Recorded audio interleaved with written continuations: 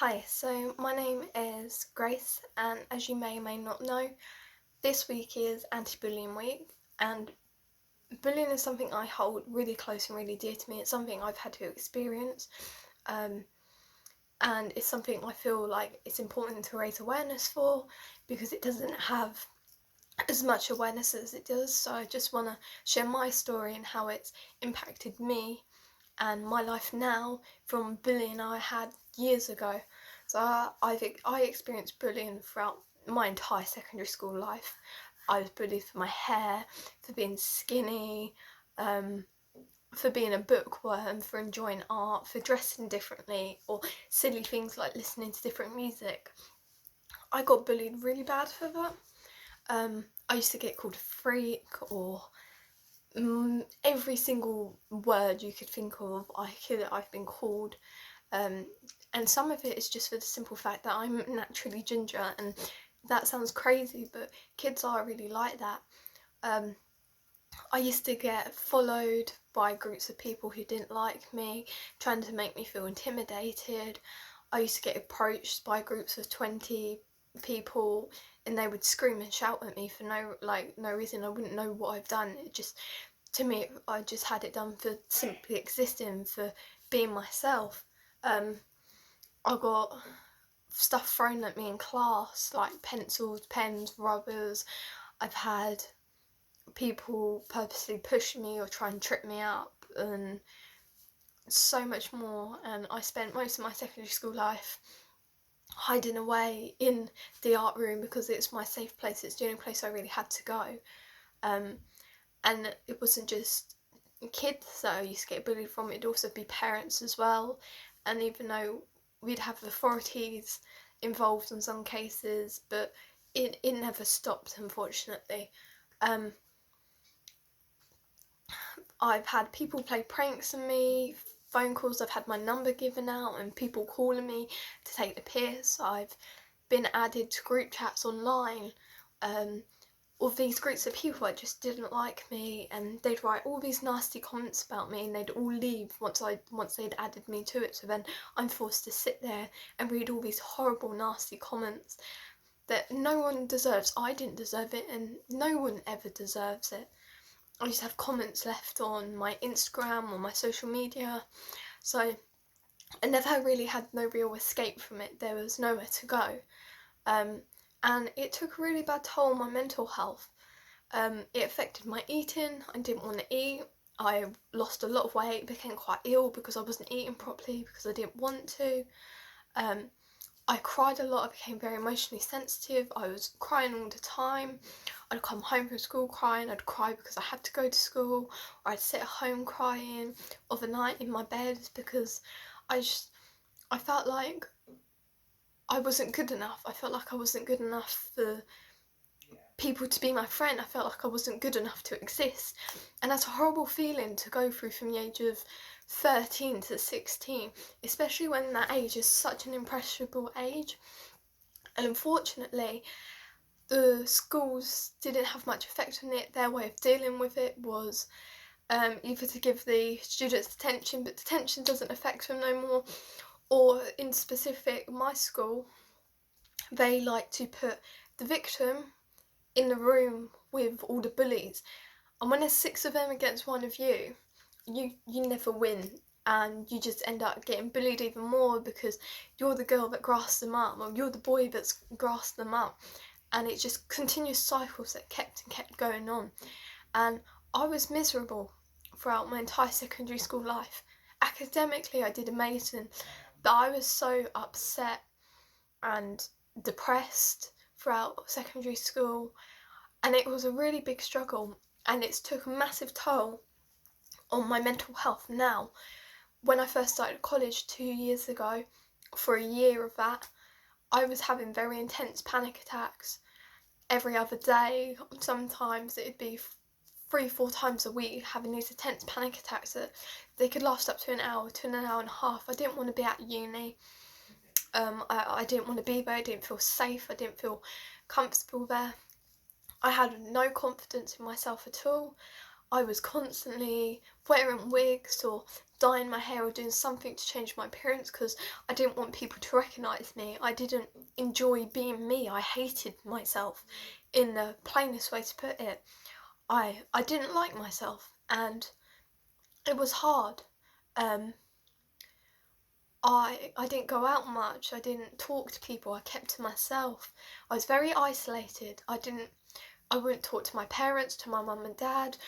I wouldn't talk to my grandparents. There was no one that I felt like I could talk to, because I had always been shown in school that, oh, I just get attention and it'd be fine, or, oh, but they've said this, so it can't be true, or it can't be as bad as you've made it out to be. And there was never any justice for what happened.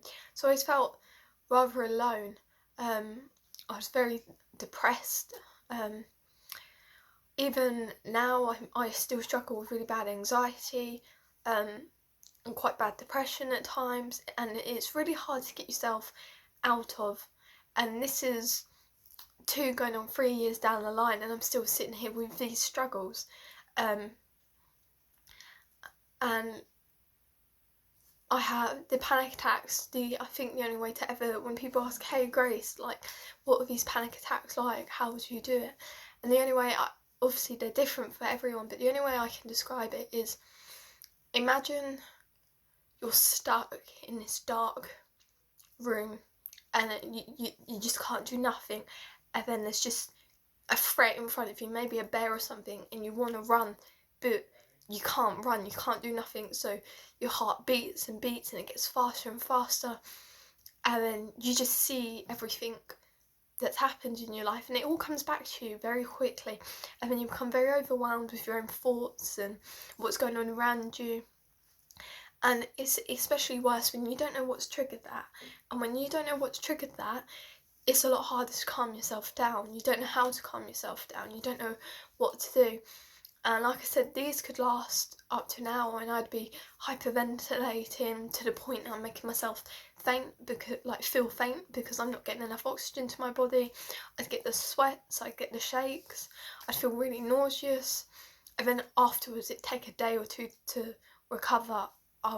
The day or two after, I'd really struggle to get myself together and to keep going. It left me very housebound. I never really wanted to leave the house. Even now, I still struggle to leave the house. It's very rare that I'll go out without any makeup on because I feel self-conscious about how I look, which I shouldn't do. At 13 to 16, I should never have worried about what I look like. That wasn't important. Even now, how I look isn't important. That my appearance is not who makes me, it's what's inside that makes me. And it's very hard to accept that. It's very hard when you're always been told you're ugly, you're too thin, you're too this, you're too that. It's very hard to accept yourself and love yourself for what you are. And it makes you end up hating yourself.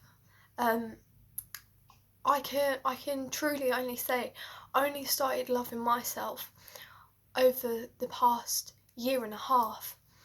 I've only really started gaining back my confidence again because the bullying took it out of me. It took everything away from me and left me really vulnerable. And when you're left vulnerable and you feel like you're trapped and you've got nowhere to go, these thoughts, these depressive thoughts, these habits, they all come into play. They all come in and they sit like a heavy weight on your shoulder. And it's not easy at all. And it's hard to explain it because for everyone, obviously, it's different. This year, I went through one of the toughest times I've ever had to go through, especially with lockdown. That took, obviously, a turn on a lot of people's mental health, and I got into this habit and I couldn't leave the house, and I was really struggling. And then I finally this year got fed up with being how I was. I was fed up with always being sad and depressed and always being anxious and worrying about what I was wearing or how I looked, and I wanted to love myself again. I wanted to be that happy girl I was before I went to secondary school, that happy young girl who used to run about, and she didn't care. She had not a care in the world about anything, do you know? I wish I could get that little girl back. When I look back at photos of this smiling, happy little girl, I'd do anything to have her back, because unfortunately that little girl, she was taken away through bullying and traumatic experiences that unfortunately I had to go through. This year I took a step up and said, no, this is enough. I need to sort this out. I can't keep going. I can't keep living on like this. And I sought medical help. I'm now on medication for my anxiety. I'm seeing therapy at my university. I'm getting a lot of support and help with my mental health. Regular doctor appointments to check up on myself. I'm eating better. And without the support of my mum and my dad and my family, I wouldn't be here today. I wouldn't have never sought that help. I can finally open up to my parents because I know they're not against me. I know that they just want what's best for me and they want to help me. And the hardest part going through all this bullying, which has led to all this mental health, was sitting there and telling myself, not everyone's against you. Not everyone hates you. Not everyone thinks you're this awful person, because people do. Your family do love you. Your family do care you. And at the time you might not think that. I didn't think that. I always thought mum and dad were against me, and I'm so lucky to have such supportive and amazing parents who have helped me so much. They've always been my shoulder to cry on. They've always kept me on the right track, and I'm so thankful to have them, and I'm very lucky in a retrospect that I do have them to help me. Some people don't have that, unfortunately, and I think it's very important to talk about these things and to open up, because you could really save someone's life by helping raise awareness for bullying and mental health, because not everyone has that extra support that I was lucky enough to have. And obviously everyone's story is different, so this is just my story and the effect that it's had on me.